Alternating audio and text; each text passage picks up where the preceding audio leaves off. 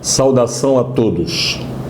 Conforme nós havíamos prometido a vocês, a quando das aulas presenciais, eu disse que daria uma noção para vocês de lei, uma noção elementar de lei.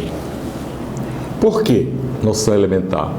Porque nós só vamos estudar a lei mais profundamente dentro do processo legislativo que nós vamos estudar em Constitucional 3. E por que me despertou dar essa noção para vocês? Porque a gente fala muito em lei, não é?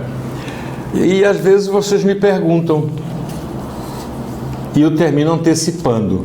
Então, eu dando uma noção geral, já vai dar para nós nos sairmos de qualquer situação muito bem. Por exemplo, olha, veja, eu apliquei uma sondagem do conhecimento no primeiro contato que nós tivemos, e aí eu fiz aquelas perguntas relacionadas aos assuntos que vocês haviam dado, para ver exatamente o que vocês haviam assimilado ou não, se fosse necessário reforçar mais.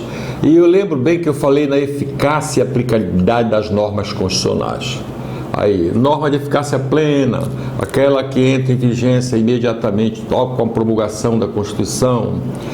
Norma de aplicabilidade contida, aquelas que podem entrar em vigência com a promulgação, mas que pode ocorrer certas manifestações da lei, né, tornando aquela norma de forma que haja necessidade de se aplicar outra lei, que pode ser uma lei ordinária, pode ser uma lei complementar, né?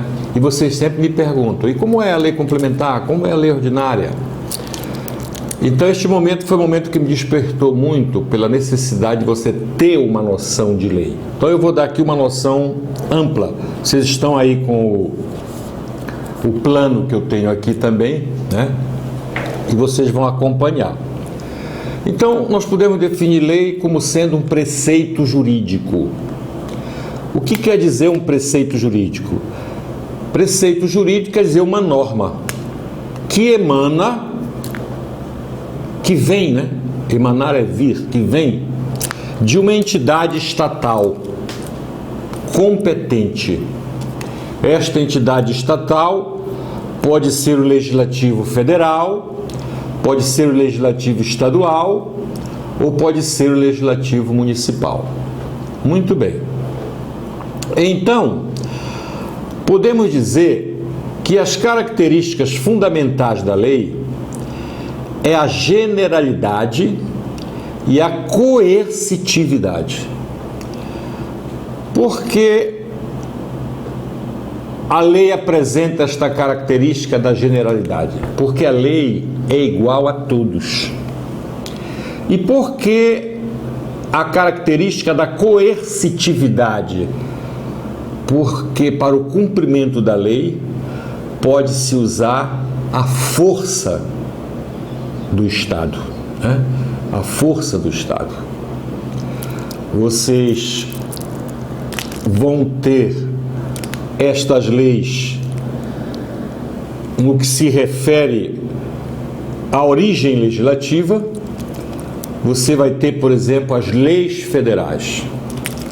As leis federais são aquelas que têm vigência, têm jurisdição em todo o território nacional. E quem elabora, quem discute, quem vota a lei federal? É o Congresso Nacional. E quem sanciona é o Presidente da República. Então, a lei federal é aquela que tem jurisdição em todo o território nacional, é elaborada pelo Congresso Nacional e é sancionada pelo Presidente da República. Lei estadual. A lei estadual é aquela lei que é aprovada pela Assembleia Legislativa do Estado, onde estão todos os deputados estaduais e vão ter jurisdição dentro do Estado. Então, uma lei discutida, votada, aprovada pela Assembleia Legislativa do Estado do Pará, ela vai ter vigência dentro do território paraense, dentro da jurisdição do território paraense. E quem sanciona? Quem sanciona é o governador. Temos também as leis municipais. As leis municipais são aquelas leis que são elaboradas pelas câmaras municipais. Terão jurisdição dentro do município e serão sancionadas pelos prefeitos. Então, lei federal feita pelo Congresso, jurisdição em todo o território nacional, sancionada pelo presidente da República. Lei estadual, elaborada pelas Assembleias Legislativas, sancionadas pelo governador, que terão vigência em todo o Estado. Lei municipal, elaborada pelas câmaras municipais, que se compõem de vereadores, terão jurisdição em todo o território daquele município e serão sancionadas pelo prefeito. É verdade que muitos dos senhores sabem disso, até pela prática que já tem, empregos públicos, tudo, mas muitas pessoas ainda confundem isso aí. Por isso que eu estou justificando o porquê de falar sobre lei no seu aspecto, pode-se dizer até bastante elementar, né? Bom, vigência da lei. Aqui eu tenho a lei complementar número 95, de 26 de fevereiro de 98. Esta lei complementar, ela regulamentou a estruturação das leis. E nesta regulamentação, ela falou da vigência. Porque se dizia normalmente assim: a lei entra em vigor na data de sua publicação. Se nada disser o contrário, ela começará a vigorar 45 dias depois de publicada. O artigo 8º desta lei complementar diz assim, olha, eu vou entregar esta lei complementar para os senhores quando nós voltarmos às nossas atividades. Diz assim: a vigência da lei será indicada de forma expressa e de modo a contemplar prazo razoável para que dela se tenha amplo conhecimento, reservada a cláusula, aí entre aspas, entra em vigor na data de sua publicação, fecha aspas, para as leis de pequena repercussão. Então, a data de entrada de vigência de uma lei vai depender da complexidade daquela lei. Essa expressão entra em vigor na data de sua publicação é usado apenas para as leis de pequena repercussão. Por exemplo, olha, Código Civil. O Código Civil é uma lei de grande repercussão. Vocês observaram que não entrou em vigor no momento em que foi publicada. Nós tivemos um período, não é, que a gente chama vacatio legis, que é a lei no espaço, né?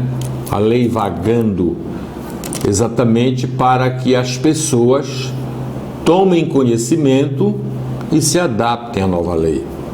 Nós tivemos um outro exemplo, a lei do cinto de segurança. Também foi uma lei que foi dado um prazo maior para ela entrar em vigor. As autoridades de trânsito não multavam logo.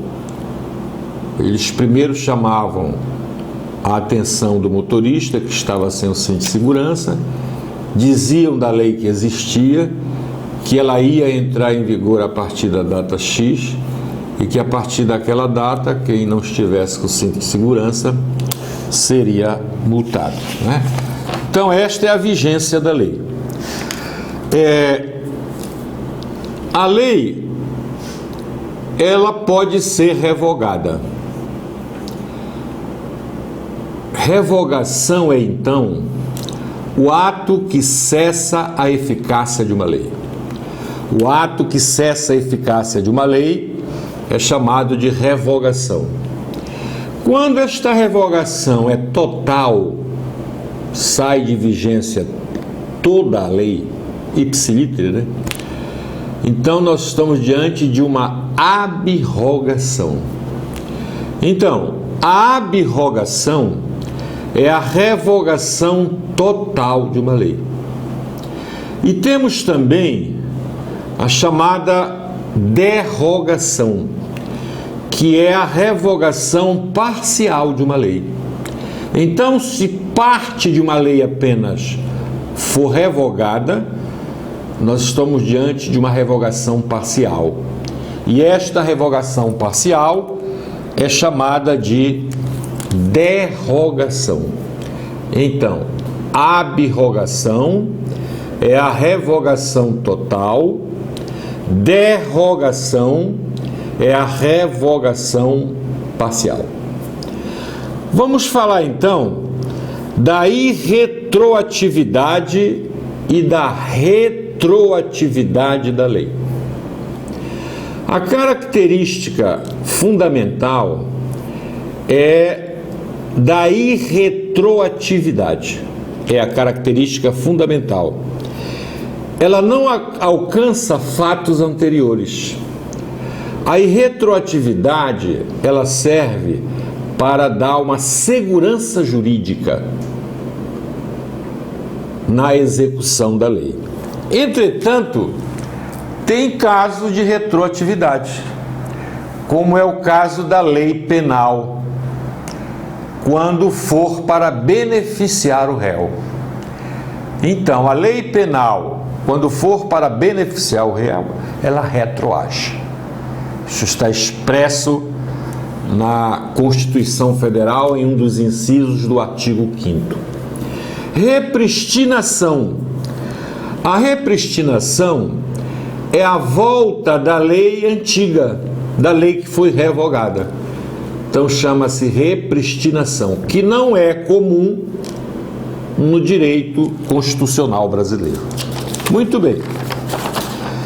Nós temos agora o processo legislativo, que eu vou falar muito superficialmente, porque conforme eu falei para vocês, nós vamos estudar isso profundamente em Constitucional 3, que se Deus quiser estaremos juntos. Então, o que é o processo legislativo? O processo legislativo, ele é o processo de elaboração das leis. Este processo, ele está contido no artigo 59 da Constituição Federal. Então, nós temos como parte do processo legislativo as emendas constitucionais, as leis complementares, as leis ordinárias, as leis delegadas, as medidas provisórias, os decretos legislativos e as resoluções. Esses são os tipos que fazem parte do processo legislativo. Este processo legislativo, ele apresenta uma divisão. Nós temos o processo legislativo chamado de processo legislativo ordinário e temos o processo legislativo chamado de processo legislativo especial. O processo legislativo ordinário, ele compreende a elaboração de dois tipos de leis, que são as leis complementares e as leis ordinárias. Esses dois tipos de leis, que fazem parte do processo legislativo ordinário, eles passam por uma tramitação idêntica. A tramitação usada para o projeto de lei ordinária é o mesmo da tramitação usada para a lei complementar. Então, a tramitação compreende a iniciativa, que é a apresentação do projeto, a discussão e votação, a sanção ou veto, a promulgação e a publicação. Já não ocorre com as leis que fazem parte do processo legislativo especial, como é o caso, por exemplo, da emenda constitucional. A emenda constitucional não é sancionada, nem está sujeito a veto, entendeu? Ela é promulgada pela mesa do Congresso Nacional. A mesma coisa ocorre com as medidas provisórias. A mesma coisa ocorre com os decretos legislativos. Não dependem de sanção do presidente. Por isso que estão classificadas como fazendo parte de um processo legislativo especial. Mas vamos para as leis complementares. As leis complementares, elas são leis que complementam o texto constitucional. Elas dão viabilidade para um dispositivo constitucional. Determinados dispositivos constitucionais, eles pedem expressamente a lei complementar. E a lei complementar só é usada quando o texto constitucional expressamente pede a lei complementar, conforme eu vou ler aqui para vocês. Olha aqui. Organização do Estado, organização político-administrativa. Então aqui nós temos o artigo 18, que fala que a organização da República Federativa do Brasil compreende a União, os estados, os municípios, o Distrito Federal, todos autônomos nos termos desta Constituição. Esse é o caput, o artigo 18. No parágrafo 2º, diz assim, olha, os territórios federais integram a União e sua criação, transformação em Estado ou reintegração ao Estado de origem serão regulados em lei complementar. Olha, bem expresso aqui. Então, a Constituição Federal diz que pode ser criado o território, admite a criação de territórios, admite a transformação de territórios em Estado, admite, mas terá que ser através de uma lei complementar. Então, não será criado nenhum território, não será transformado nenhum território em Estado, se não for através de lei complementar. Vamos ver outro parágrafo, o 3º. Os Estados podem incorporar-se entre si, subdividir-se ou desmembrar-se, para se anexarem a outros ou formarem novos estados ou territórios federais, mediante a aprovação da população diretamente interessada, através de plebiscito e do Congresso Nacional por lei complementar. Temos um exemplo nosso, Pará. Já houve um movimento para dividir o Pará, né?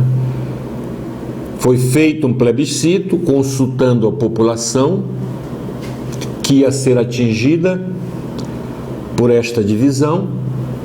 Esta população foi chamada às urnas, não concordou com a divisão, mas se tivesse concordado, ainda assim não estaria consumada a separação, a divisão, melhor dizendo, do Estado paraense, né? Por quê? Porque só poderia ocorrer através de uma lei complementar. A lei complementar, para ser aprovada, ela deverá obter a maioria absoluta de votos. Maioria absoluta é, no mínimo, a metade mais um dos que compõem a Casa Legislativa. Então, se a Casa Legislativa for constituída por 200 membros para aprovar uma lei complementar, este projeto tem que obter no mínimo 101 votos, que é a metade do voto dos que compõem a casa. Muito bem. Esta é a lei complementar. E a lei ordinária? A lei ordinária, ela é uma norma que é elaborada pelo Poder Legislativo em sua atividade típica normal. É o ato legislativo típico, é a lei ordinária, que trata dos assuntos em geral, exceto matéria constitucional. Então, quando o Congresso se reúne para discutir e votar uma emenda, para discutir e votar um decreto legislativo, ele não está na sua função típica, ele está exercendo uma função atípica. Por quê? Porque a função típica do Poder Legislativo é elaborar leis ordinárias que tratam dos assuntos em geral. Muito bem. Para ser considerada aprovada, um projeto de lei ordinária deverá obter a maioria simples de votos. Maioria simples de votos. Ou seja, no mínimo, a metade mais um dos presentes. Vocês vão encontrar isto no artigo 47 da Constituição Federal. Muito bem. Nós temos fases do processo legislativo ordinário, ou seja, que fala de lei complementar e lei ordinária. As fases. Primeira fase é a iniciativa. O que é a iniciativa? A iniciativa é a apresentação do projeto de lei. No momento em que o projeto de lei estiver sendo apresentado, nós estamos vivendo a fase chamada iniciativa. Esta iniciativa para a apresentação de um projeto de lei ordinária ou de um projeto de lei complementar pode ser de qualquer membro ou comissão da Câmara, dos Deputados, do Senado Federal, do Congresso Nacional, do Presidente da República, do Supremo Tribunal Federal, dos Tribunais Superiores, do Procurador-Geral da República e dos cidadãos pela iniciativa popular.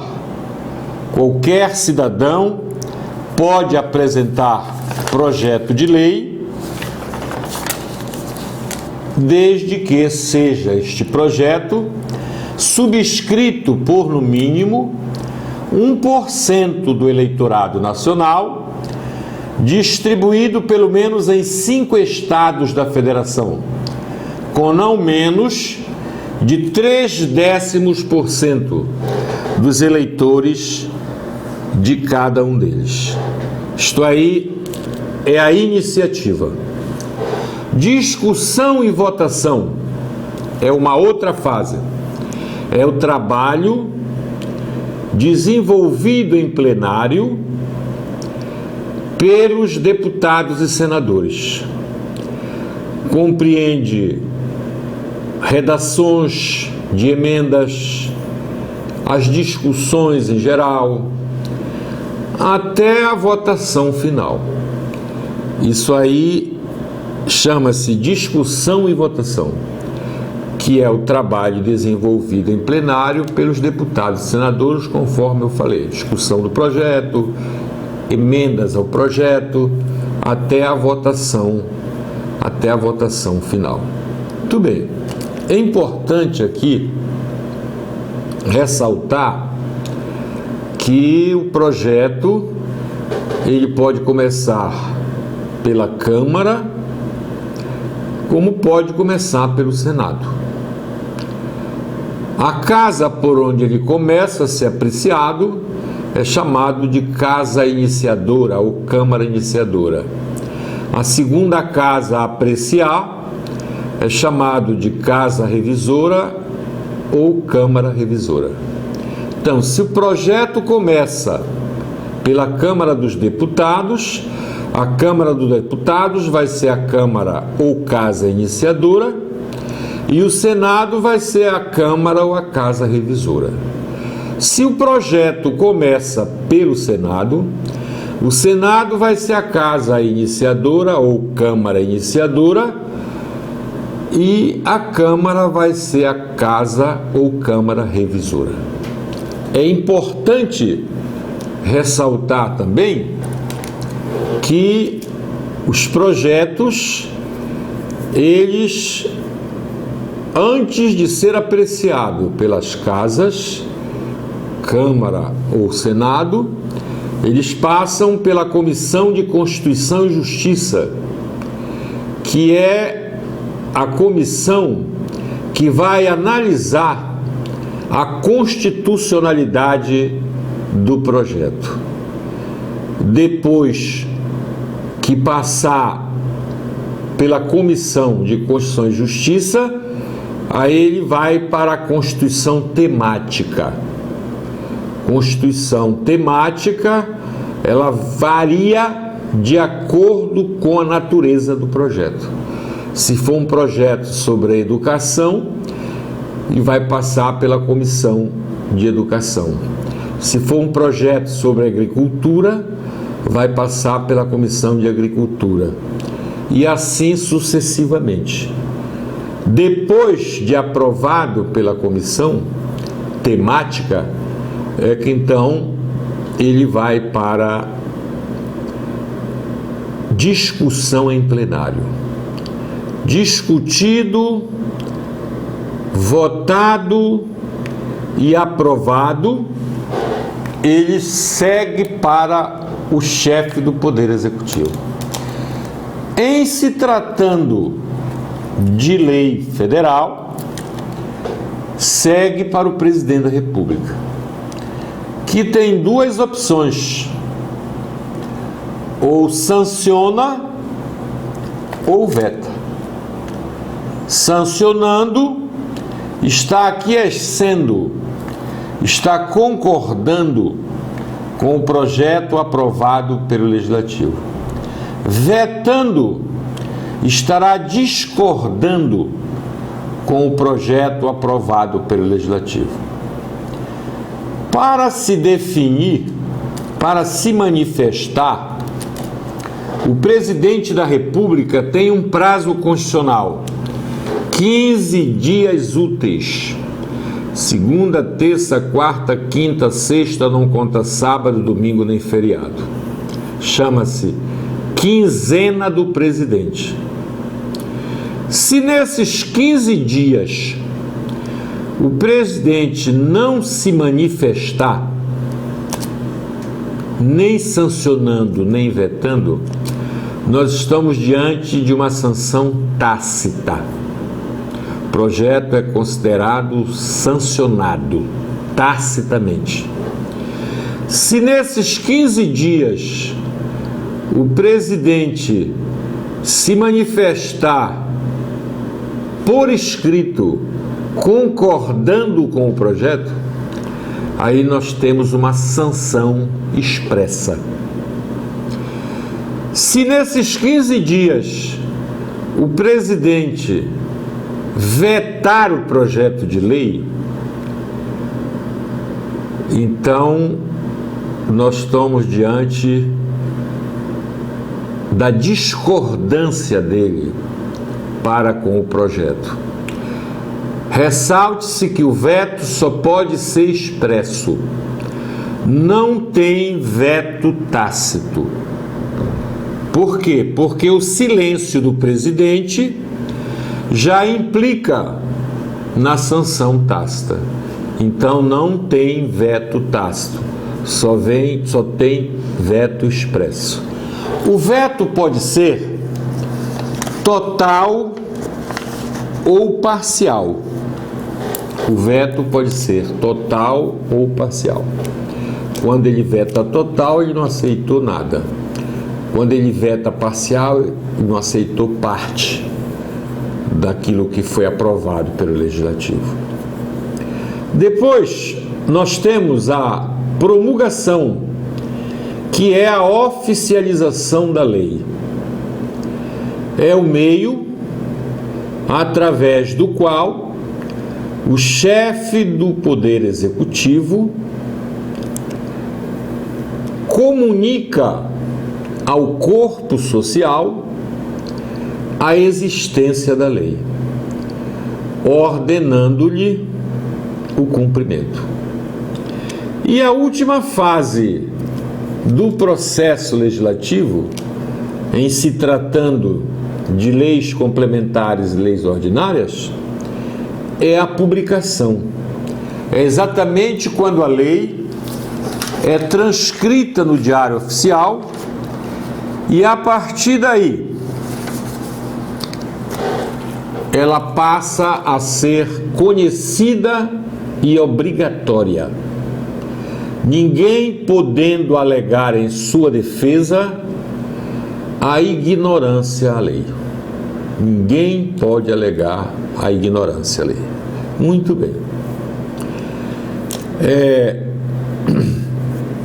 Os processos especiais que envolvem emendas constitucionais, leis delegadas, medidas provisórias, decretos legislativos e resoluções são chamados de processos especiais porque, na elaboração desses tipos de leis, eles fogem às regras traçadas para a lei complementar e para a lei ordinária. Ele foge e não passa por todas aquelas fases que passaram ou que passam as leis complementares e as leis ordinárias, conforme nós acabamos de ver. Então, tem um rito diferente, né? Por exemplo, emenda constitucional.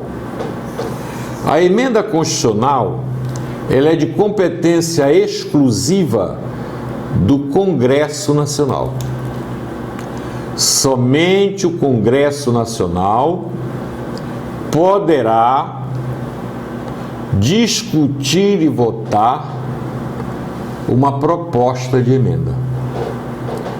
E esta proposta de emenda, para ser aprovada, deverá obter, no mínimo, 3/5 de votos da Câmara e 3/5 de votos do Senado.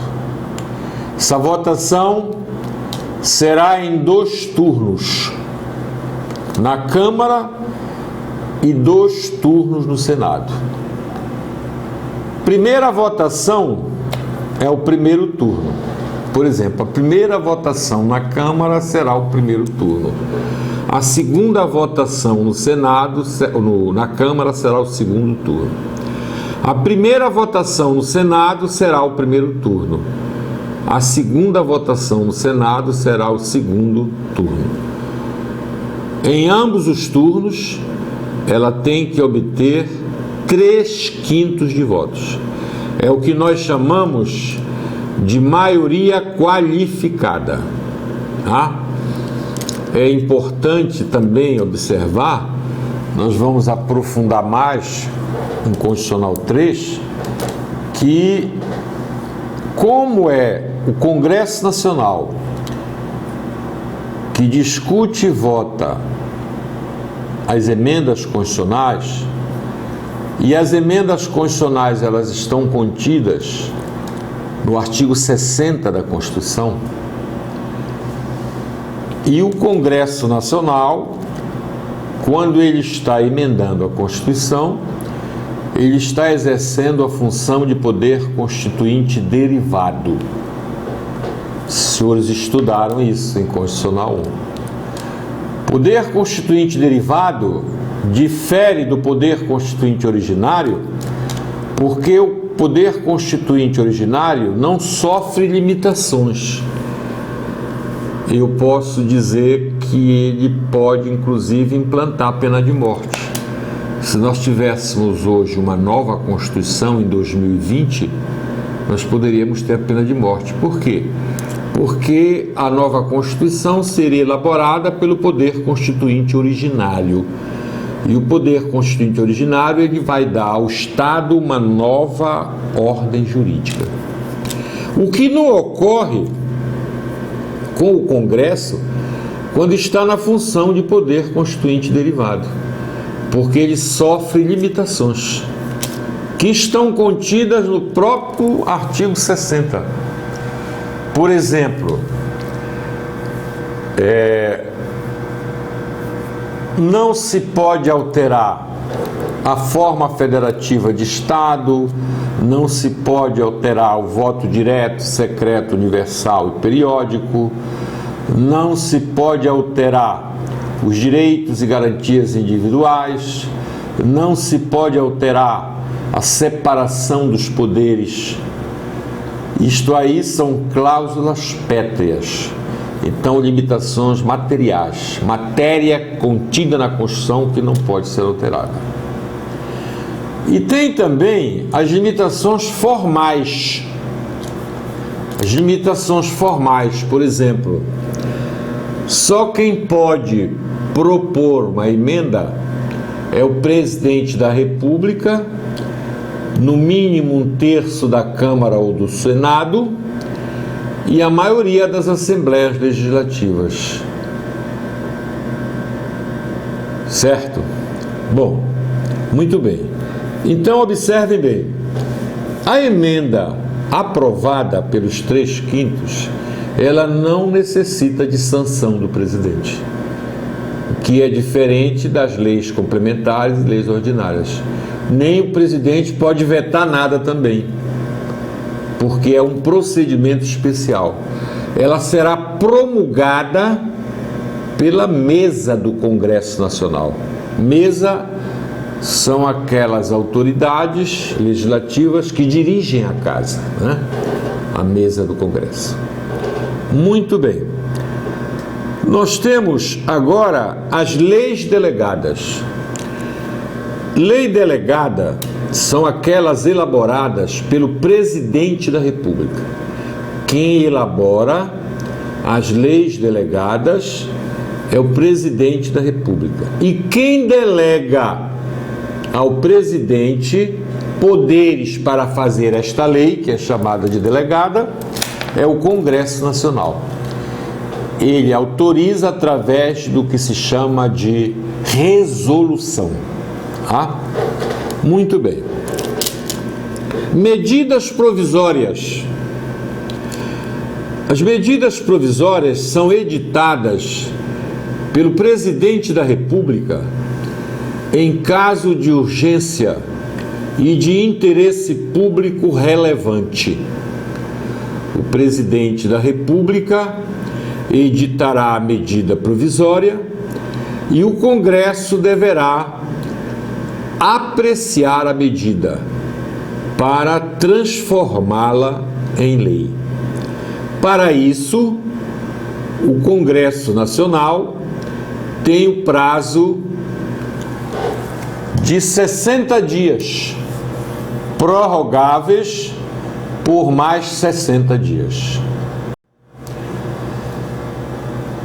Esses 60 dias podem ser prorrogados por mais 60. Então, a vida de uma medida provisória será de 120 dias. Se ela não for transformada em lei em 120 dias, ela perderá a eficácia, perderá o valor. Muito bem. Nós temos agora decreto legislativo. O decreto legislativo, ele é de competência exclusiva do Congresso Nacional. Não precisa da sanção do presidente. Não precisa da sanção do presidente. Será promulgado pelo presidente do Senado. O decreto legislativo, ele trata do artigo 49 e seus incisos. Artigo 49. Vejamos, olha. É da competência exclusiva do Congresso Nacional. Sendo exclusiva, não precisa de sanção. Resolver definitivamente sobre tratados, autorizar o presidente da República a declarar guerra e celebrar a paz, autorizar o presidente e o vice-presidente da República a se ausentar do país quando a ausência for por prazo superior a 15 dias. Então, todos esses incisos do artigo 49, que são 17 incisos, acontecem através do tipo de lei chamado decreto legislativo. E as resoluções? As resoluções, elas destinam-se a regular matéria de competência privativa das casas. Pode ser do Congresso, pode ser da Câmara, pode ser do Senado. Vocês lembram que há pouco, quando eu falei em lei delegada, eu disse que quem delegava ao presidente a competência para fazer a lei era o Congresso Nacional. Então, isso aí se dá através de uma resolução. Então, o presidente quer elaborar uma lei, ele pede autorização para o Congresso e o Congresso dará esta autorização a ele através de uma resolução. Muito bem. A mesma coisa pode acontecer com o Senado. Um senador precisa de uma licença para tratar de interesses particulares. Então, ele solicita esta licença ao Senado e o Senado, lhe concedendo esta licença, vai ser através de uma resolução. Primeiramente, é importante se dizer que, em se tratando também de Câmara, vamos imaginar que um deputado pode pedir à Câmara licença para tratamento de saúde. A Câmara deferindo esta licença, ela será dada através de uma resolução. Por isso que se diz que resolução diz respeito à matéria administrativa pertinente privativamente a cada uma das casas, que pode ser o Congresso, pode ser a Câmara e pode ser o Senado. Então, aí está a noção que eu prometia dar para vocês sobre lei. Enviarei esse material, a síntese, para vocês. E agora eu vou aproveitar para comentar a tarefa que os senhores farão, valendo 3 pontos para o segundo NPC. O tema será Tratados Internacionais e Direitos Humanos. Este assunto, ele está mais afeto ao direito internacional. Vocês vão encontrar em qualquer livro de direito internacional. E também pode encontrar em livro de direito constitucional, Pedro Lenz, etc. Bom, então aqui eu estou mandando para os senhores o roteiro. No ponto 1, nós temos os tratados. Você vai dar o conceito e natureza jurídica do tratado. Vai dizer o que é tratado, conceituar, e dizer qual a natureza jurídica do tratado. No 1.2, você vai citar as espécies de tratado. Aí passamos para o ponto 2, classificação. número de partes. Você vai dizer quantas partes podem conter um tratado, fazer parte de um tratado. Procedimento de conclusão, como é que se conclui um tratado? Como é que se executa a execução de um tratado? Os efeitos de um tratado e a possibilidade de adesão. Quem pode aderir àquele tratado? No item 3, nós temos processo de elaboração dos tratados. Como se dá a assinatura, o que é a ratificação, entrada em vigor no âmbito nacional do tratado, quando ele entra em vigor. Item 4, como acontece a extinção dos tratados. No item 5, suspensão dos tratados. Suspensão dos tratados. E no item 6, vocês vão falar nos tratados internacionais de proteção dos direitos humanos na Constituição de 1988. Eu coloquei aqui uma bibliografia, vocês podem usar qualquer uma outra bibliografia, certo? Podem usar. Só que vocês têm que citar no trabalho. E este trabalho também, ele será individual, trabalho individual, e valerá 3 pontos. Não é preciso se aprofundar muito no trabalho. Eu acho que aqui 4 laudas é o suficiente para fazer este trabalho, certinho? Então é isto aí. Sucesso a todos, sejam felizes, fiquem com Deus. Lei complementar, para ser aprovada, ela deverá obter a maioria absoluta de votos.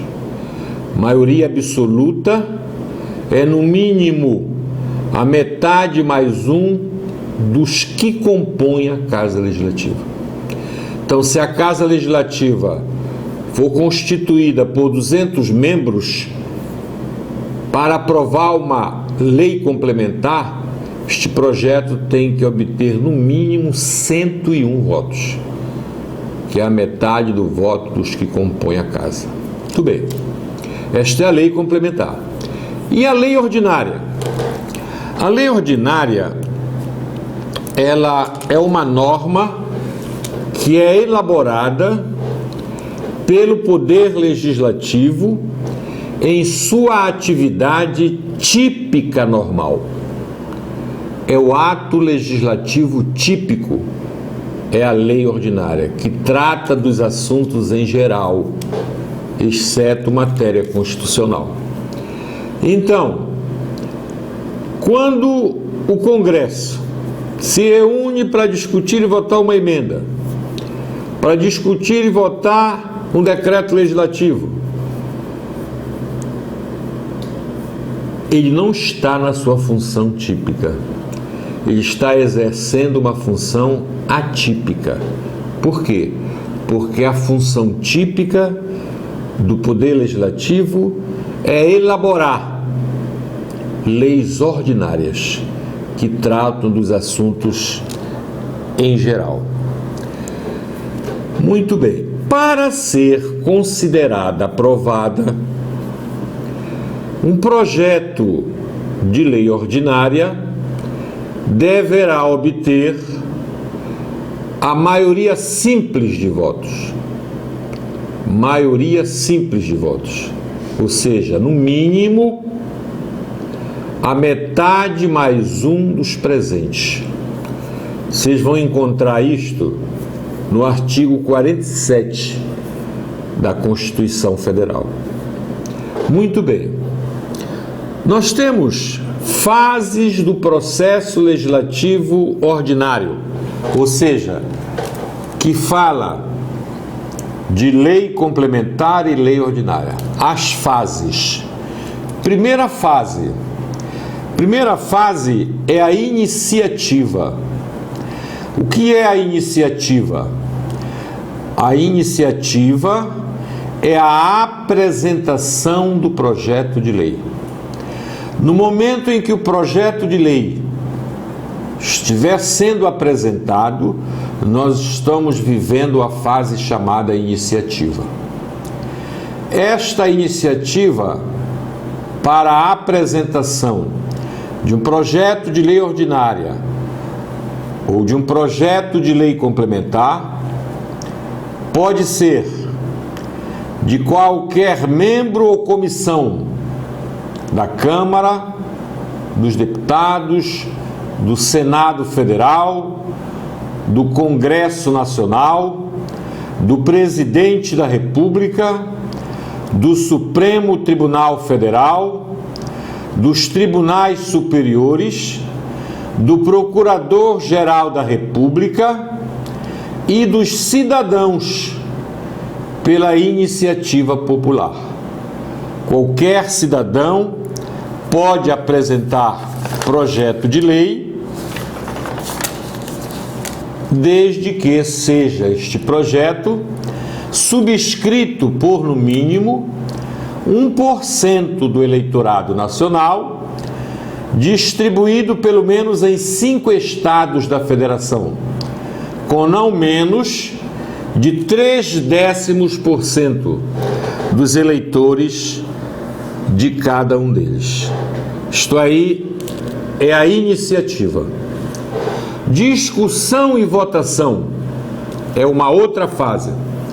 É o trabalho desenvolvido em plenário pelos deputados e senadores.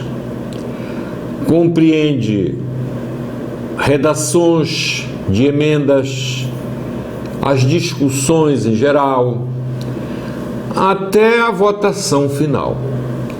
Isso aí chama-se discussão e votação, que é o trabalho desenvolvido em plenário pelos deputados e senadores, conforme eu falei, discussão do projeto, emendas ao projeto, até a votação final. Muito bem.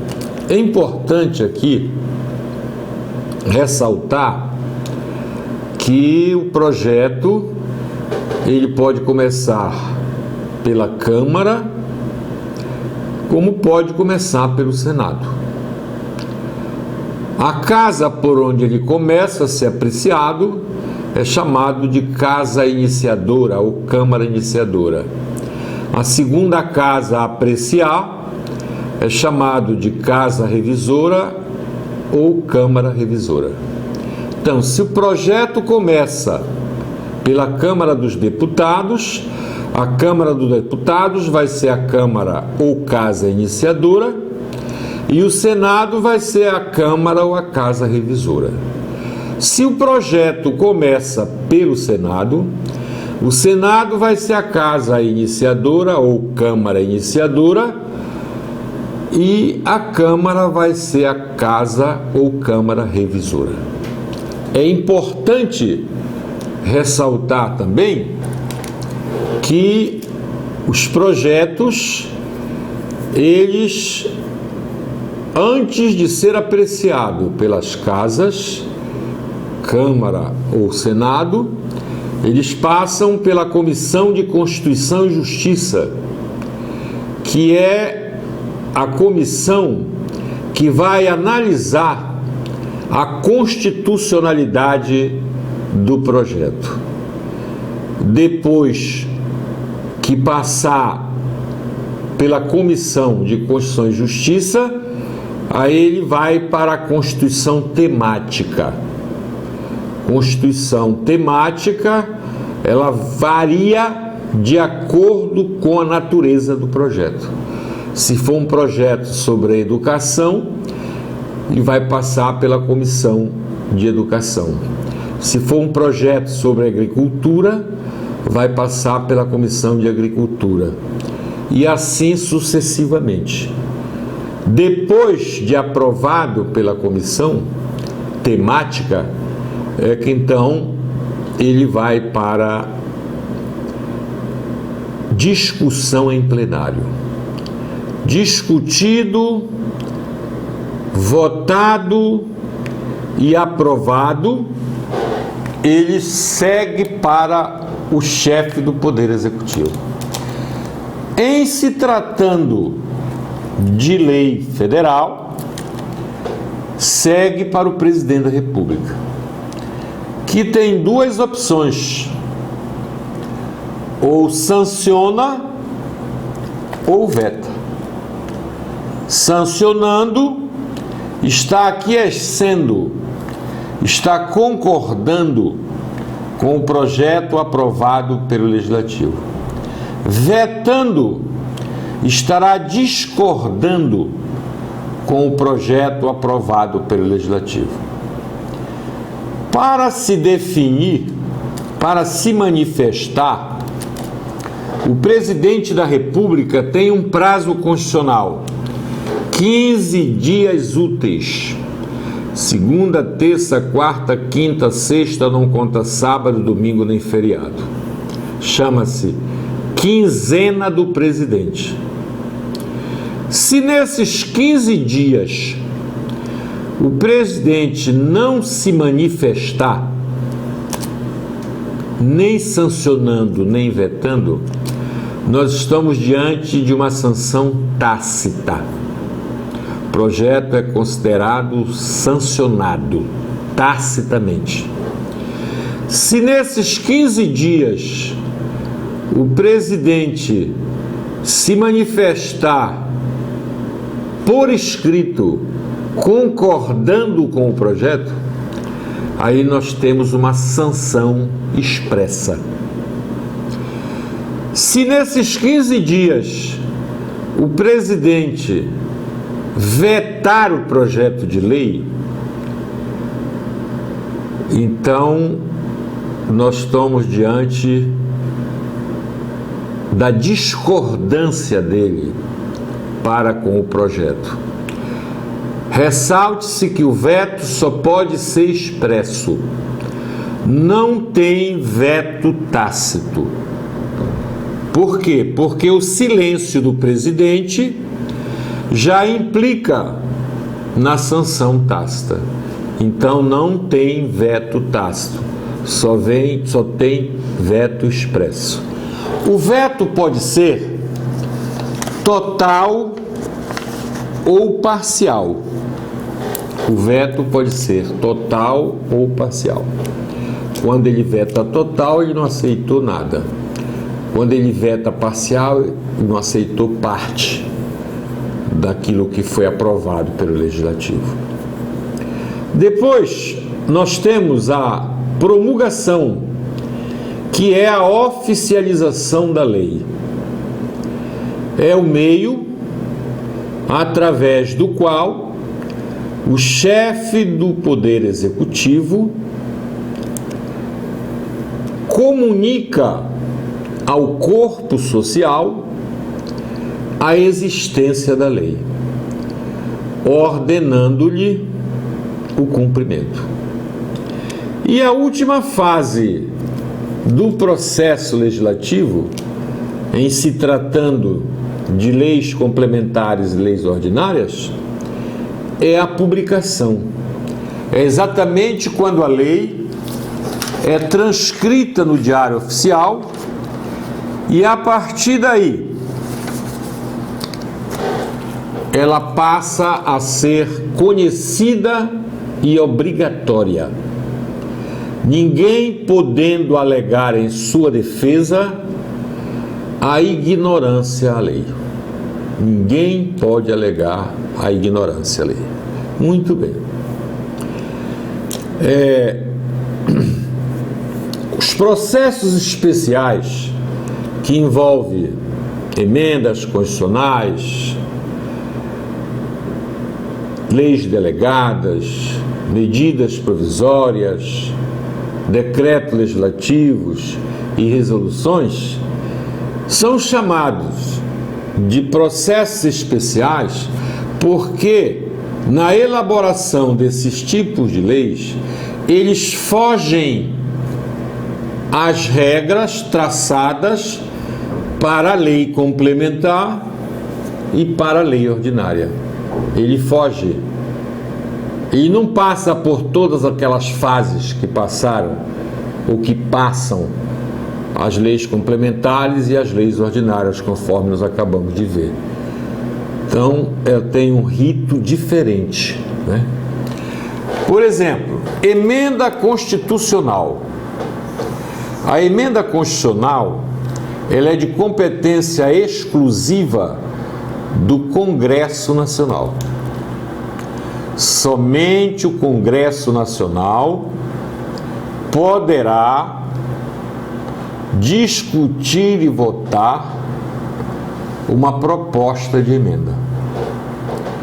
E esta proposta de emenda, para ser aprovada, deverá obter, no mínimo, 3/5 de votos da Câmara e 3/5 de votos do Senado.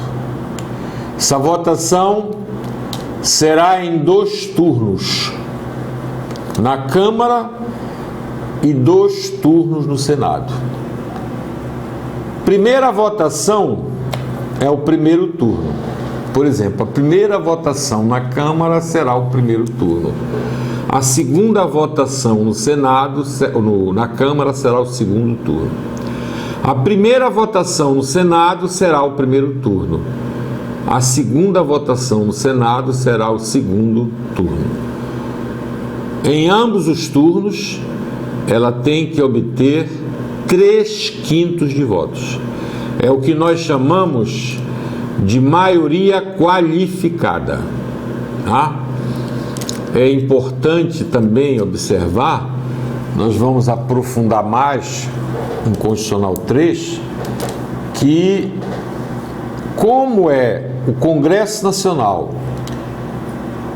que discute e vota as emendas constitucionais, e as emendas constitucionais elas estão contidas no artigo 60 da Constituição, e o Congresso Nacional, quando ele está emendando a Constituição, ele está exercendo a função de poder constituinte derivado. Os senhores estudaram isso em Constitucional 1. Poder constituinte derivado difere do poder constituinte originário, porque o poder constituinte originário não sofre limitações. Eu posso dizer que ele pode, inclusive, implantar a pena de morte. Se nós tivéssemos hoje uma nova Constituição em 2020, nós poderíamos ter a pena de morte. Por quê? Porque a nova Constituição seria elaborada pelo poder constituinte originário. E o poder constituinte originário, ele vai dar ao Estado uma nova ordem jurídica.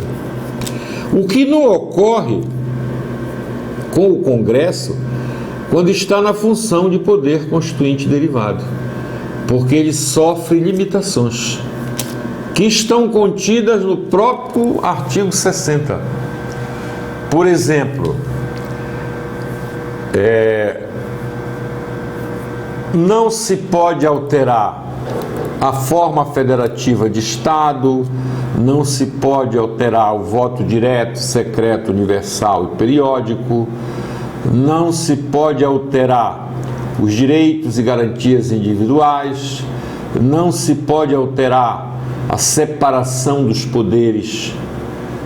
Isto aí são cláusulas pétreas. Então, limitações materiais, matéria contida na Constituição que não pode ser alterada. E tem também as limitações formais.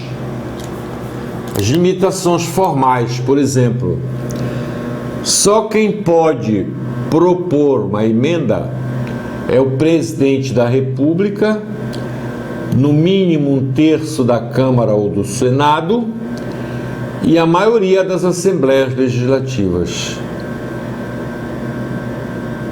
Certo? Bom, muito bem. Então, observem bem. A emenda aprovada pelos 3/5, ela não necessita de sanção do presidente, o que é diferente das leis complementares e leis ordinárias. Nem o presidente pode vetar nada também. porque é um procedimento especial. Ela será promulgada pela mesa do Congresso Nacional. Mesa são aquelas autoridades legislativas que dirigem a casa, né? A mesa do Congresso. Muito bem. Nós temos agora as leis delegadas. Lei delegada são aquelas elaboradas pelo presidente da República. Quem elabora as leis delegadas é o presidente da República. E quem delega ao presidente poderes para fazer esta lei, que é chamada de delegada, é o Congresso Nacional. Ele autoriza através do que se chama de resolução. Tá? Muito bem. Medidas provisórias. As medidas provisórias são editadas pelo presidente da República em caso de urgência e de interesse público relevante. O presidente da República editará a medida provisória e o Congresso deverá apreciar a medida para transformá-la em lei. Para isso, o Congresso Nacional tem o prazo de 60 dias, prorrogáveis por mais 60 dias. Esses 60 dias podem ser prorrogados por mais 60. Então, a vida de uma medida provisória será de 120 dias. Se ela não for transformada em lei em 120 dias, ela perderá a eficácia, perderá o valor. Muito bem. Nós temos agora decreto legislativo. O decreto legislativo, ele é de competência exclusiva do Congresso Nacional. Não precisa da sanção do presidente. Não precisa da sanção do presidente. Será promulgado pelo presidente do Senado. O decreto legislativo, ele trata do artigo 49 e seus incisos. Artigo 49. Vejamos, olha. É da competência exclusiva do Congresso Nacional. Sendo exclusiva, não precisa de sanção. Resolver definitivamente sobre tratados. Autorizar o presidente da República a declarar guerra e celebrar a paz. Autorizar o presidente e o vice-presidente da República a se ausentar do país quando a ausência for por prazo superior a 15 dias. Então, todos esses incisos do artigo 49, que são 17 incisos, acontecem através do tipo de lei chamado decreto legislativo. E as resoluções? As resoluções, elas destinam-se a regular matéria de competência privativa das casas. Pode ser do Congresso, pode ser da Câmara, pode ser do Senado. Vocês lembram que há pouco, quando eu falei em lei delegada, eu disse que quem delegava ao presidente a competência para fazer a lei era o Congresso Nacional. Então, isso aí se dá através de uma resolução. Então, o presidente quer elaborar uma lei, ele pede autorização para o Congresso e o Congresso dará esta autorização a ele através de uma resolução. Muito bem. A mesma coisa pode acontecer com o Senado. Um senador precisa de uma licença para tratar de interesses particulares. Então, ele solicita esta licença ao Senado E o Senado, lhe concedendo esta licença, vai ser através de uma resolução. Primeiramente, é importante se dizer que, em se tratando também de Câmara, vamos imaginar que um deputado pode pedir à Câmara licença para tratamento de saúde. A Câmara deferindo esta licença, ela será dada através de uma resolução. Por isso que se diz que resolução diz respeito à matéria administrativa pertinente privativamente a cada uma das casas, que pode ser o Congresso, pode ser a Câmara e pode ser o Senado. Então, aí está a noção que eu prometia dar para vocês sobre lei. Enviarei esse material, a síntese, para vocês. E agora eu vou aproveitar para comentar a tarefa que os senhores farão, valendo 3 pontos para o segundo NPC. O tema será Tratados Internacionais e Direitos Humanos. Este assunto, ele está mais afeto ao direito internacional. Vocês vão encontrar em qualquer livro de direito internacional. E também pode encontrar em livro de direito constitucional, Pedro Lença, etc. Bom, então aqui eu estou mandando para os senhores o roteiro. No ponto 1, nós temos os tratados. Você vai dar o conceito e natureza jurídica do tratado. Vai dizer o que é tratado, conceito A, e dizer qual a natureza jurídica do tratado. No 1.2, você vai citar as espécies de tratado. Aí passamos para o ponto 2, classificação, número de partes. Você vai dizer quantas partes podem conter um tratado, fazer parte de um tratado. Procedimento de conclusão, como é que se conclui um tratado? Como é que se executa, execução de um tratado? Os efeitos de um tratado e a possibilidade de adesão. Quem pode aderir àquele tratado? No item 3, nós temos processo de elaboração dos tratados. Como se dá a assinatura, o que é a ratificação, entrada em vigor no âmbito nacional do tratado, quando ele entra em vigor. Item 4, como acontece a extinção dos tratados. No item 5, suspensão dos tratados.